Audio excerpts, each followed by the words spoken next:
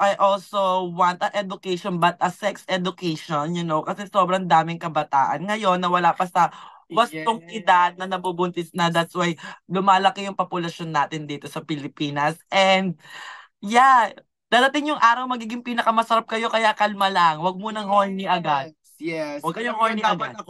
ako doon.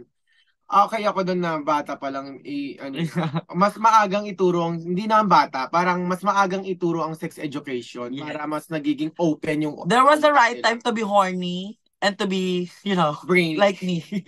To be like me. Yes.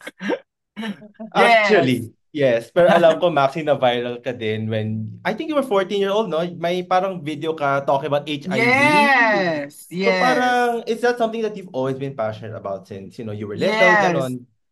Siguro siguro mas kung mas bata, kung mas bata ka, mas maaga kang mas makakaalam ng mga ganitong bagay. Siguro mas magiging open at magiging matalino ka sa mga desisyon mo sa buhay. 'Di ba? Mhm. How did you feel when people like raised up that video? Kasi parang it also shows na din like what kind of queen you want to be, ganon, Aha. when that blew up ulit. I feel so important, Charing.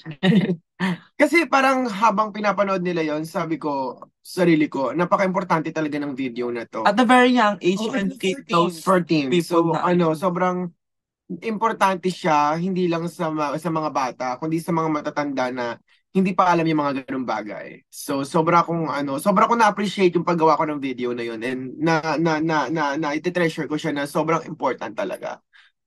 Kaya maraming salamat TLF Share for doing the video and choosing me as your advocate. Nga na atake. Yeah.